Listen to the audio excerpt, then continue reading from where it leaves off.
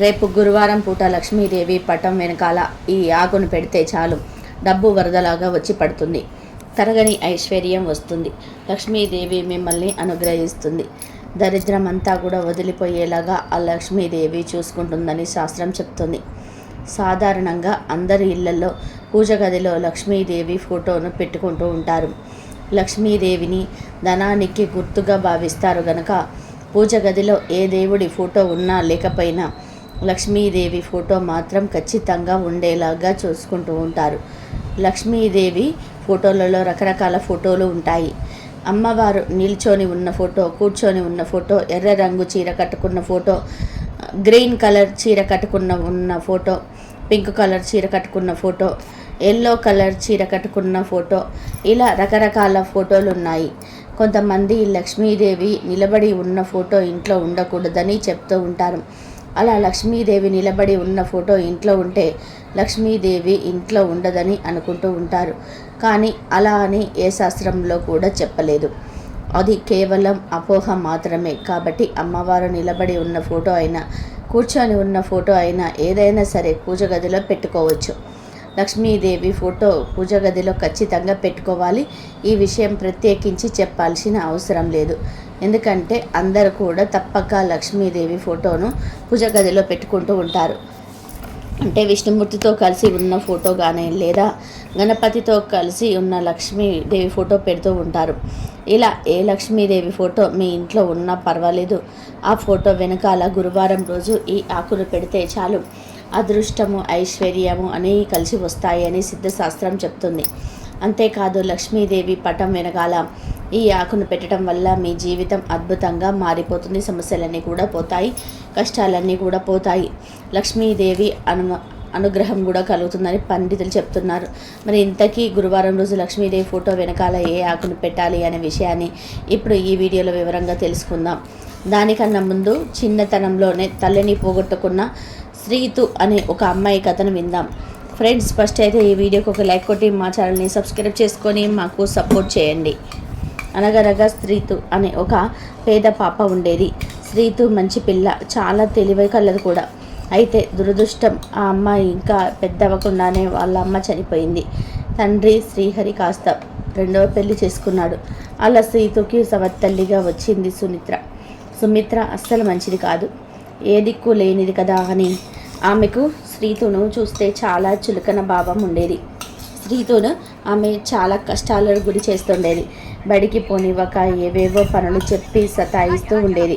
శ్రీహరి ప్రతిరోజు కూడా పొద్దున్నే లేచి ఆవుల దగ్గరికి వెళ్ళి పాలు పిత్తుకొని వచ్చేవాడు. ఒక రోజున ఏదో పని పడిందని పక్క గ్రామానికి వెళ్ళిన శ్రీహరి సమయానికి వెనక్కి రాలేదు. దాంతో తెల్లవారగానే సుమిత్ర శ్రీహరి ఆవు దగ్గరికి వెళ్ళు, పాలు పితుకురాపో అని పంపించింది. శ్రీతుకేమో పాలు పితకడం రాదు. అయినా ఆవుల దగ్గరికి వెళ్ళి వారిని ప్రేమగా పలకరించి అతి కష్టం మీద పాలు పితికింది ఆ పాప. నిండుగా పాల కడవను పక్కన పెట్టి పిల్లి చేతులు కట్టుకొని మళ్ళీ చేతులు చూసేసరికి ఏమైంది, పాల కడవ కాస్త ఖాళీ అయిపోయింది. తిరిగి వచ్చిన శ్రీతు ఖాళీ కడవను చూసి, అయ్యో, కడవ నిండుగా పిండిన పాలన్నీ ఏమయ్యాయి, ఇప్పుడు పిన్నమ్మ అడిగితే ఏమని జవాబు చెప్పాలి అని అక్కడే కూర్చున్నది. ఆ పాప దుఃఖానికి అక్కడున్న ఆవాల గుండెలన్నీ కూడా కరిగిపోయాయి. అంతలో అక్కడ నాగుపాము ఒకటి ప్రత్యక్షమైంది. దాని తల మీద ఒక మణిగి వెలుగులో చిమ్ముతున్నది.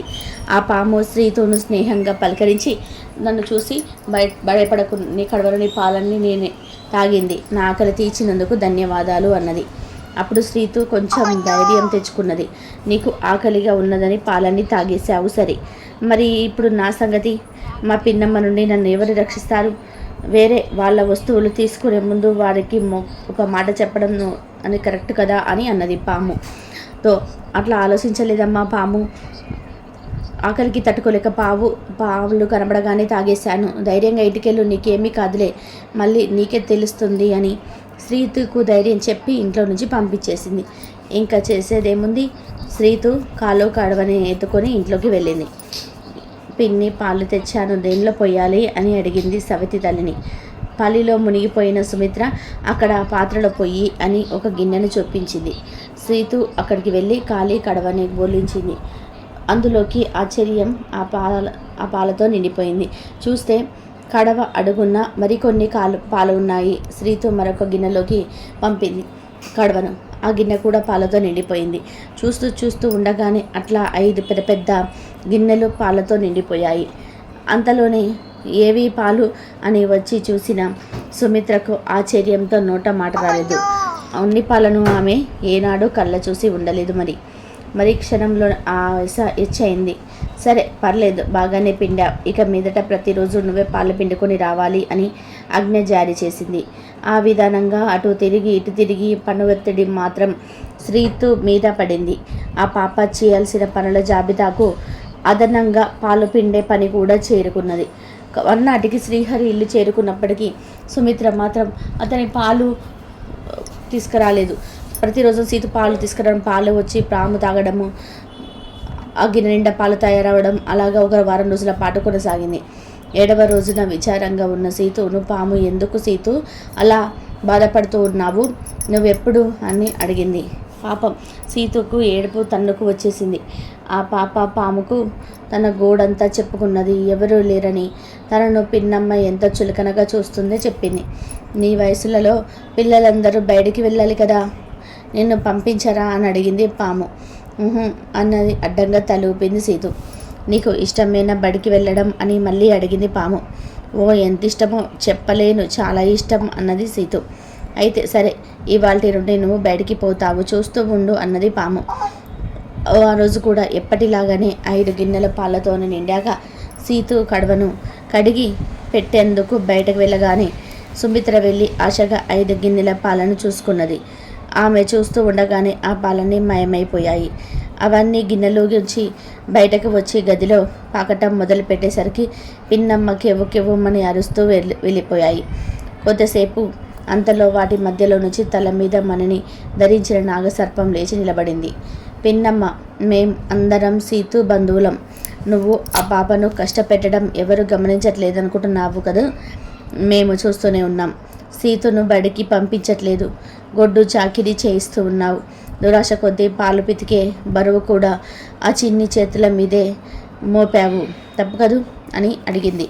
సుమిత్ర పాముకు నమస్కారం పెడుతూ, తప్పు కాయి నాగన్న, ఇక మీద శ్రీతును నా బిడ్డలాగా చూసుకుంటాను, ఏ కష్టము రానివ్వను, నన్ను నమ్ము అని కన్నీళ్ళ పర్యంతమైంది. పాము సంతోషంగా తల ఊపి మాయమైపోయింది. అటు తర్వాత సుమిత్ర పూర్తిగా మారిపోయింది. సీతును సొంత బిడ్డ కంటే మిన్నగా చూసుకున్నది. సీతు బాగా చదువుకొని తల్లిదండ్రుల పేరు నిలబెట్టింది. ఇక వీడియోలోకి వస్తే గురువారాన్ని లక్ష్మీ వారం అంటారు. ఎందుకంటే గురువారం అంటే లక్ష్మీదేవికి వారంలోనే అత్యంత ఇష్టమైన రోజు.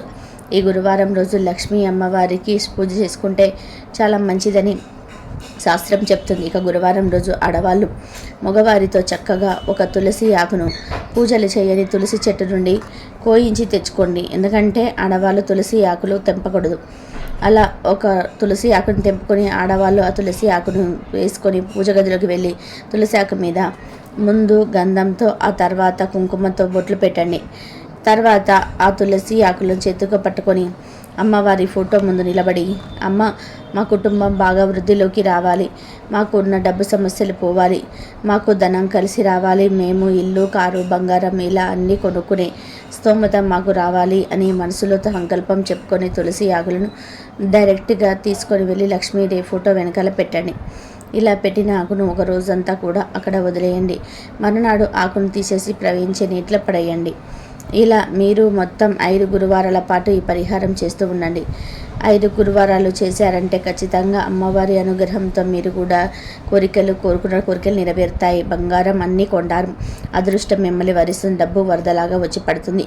కాబట్టి ప్రతి ఒక్కరు కూడా గురువారం రోజు లక్ష్మీదేవి పటం వెనకాల ఈ ఆకును పెట్టి పరిహారం చేసి కోరికలు నెరవేర్చుకొని అమ్మవారి అనుగ్రహంతో సంతోషంగా జీవించండి. రేపు గురువారాన్ని లక్ష్మీవారం అని కూడా అంటారు.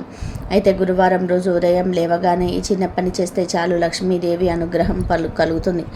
మీకు ఉండే బాధలు, సమస్యలు అన్నీ కూడా తొలగిపోతాయి.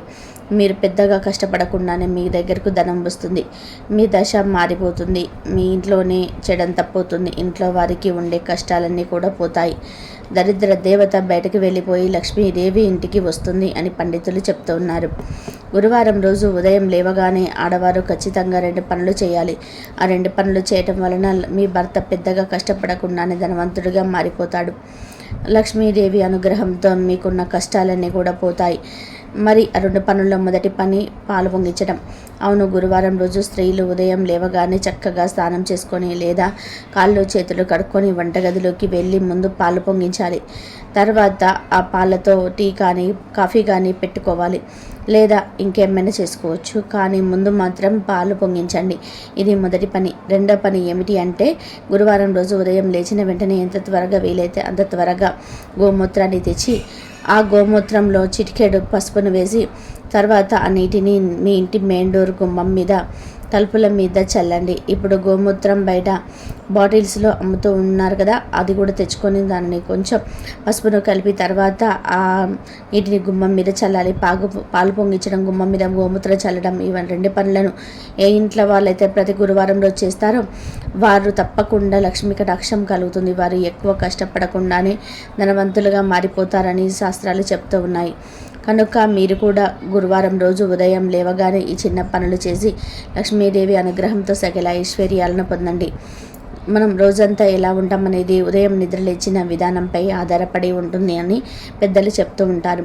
రాత్రంతా ప్రశాంతంగా పడుకొని ఉదయం ఫ్రెష్గా నిద్రలేస్తే రోజంతా సంతోషంగా గడుస్తుంది.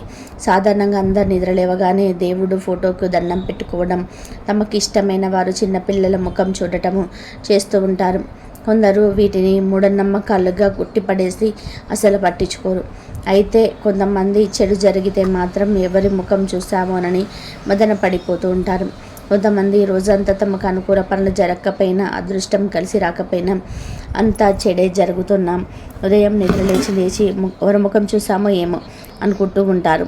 అందుకని ఇలా జరుగుతుందని అనుకుంటూ ఉంటారు. ఉదయం నిద్ర లేచిన వెంటనే పాపాలు చేసేవారిని చూడరాదు. చూస్తే మనకు కూడా ఆ పాపం అంటుకుంటుందని పెద్దలు చెప్తూ ఉంటారు. జుట్టు విరబోసుకొని ఉన్న స్త్రీలను, బొట్టు లేని వారిని కూడా చూడరాదు. అంతేకాదు, ఉదయం లేవగానే శుభ్రంగా లేని పాత్రలు, గిన్నెలను కూడా చూడకూడదని, చూస్తే అరిష్టం కలుగుతుందని మన పూర్వీకుల నమ్మకం. ఇదండి ఈరోజు వీడియో. నా వీడియో కనుక మీకు నచ్చినట్లయితే ప్లీజ్ లైక్ చేయండి, షేర్ చేయండి, సబ్స్క్రైబ్ చేయండి. మరొక మంచి వీడియోతో మళ్ళీ కలుద్దాం. కాబట్టి లక్ష్మీదేవి అనుగ్రహం పొందాలి అంటే లక్ష్మీదేవి అమ్మవారి ఫోటో వెనకాల ఈ విధంగా చేయండి. 5 ఆరోగ్య ఐశ్వర్యాలతో ఉండండి. అమ్మవారి అనుగ్రహం అందరిపైన ఉండాలని కోరుకుంటున్నాను.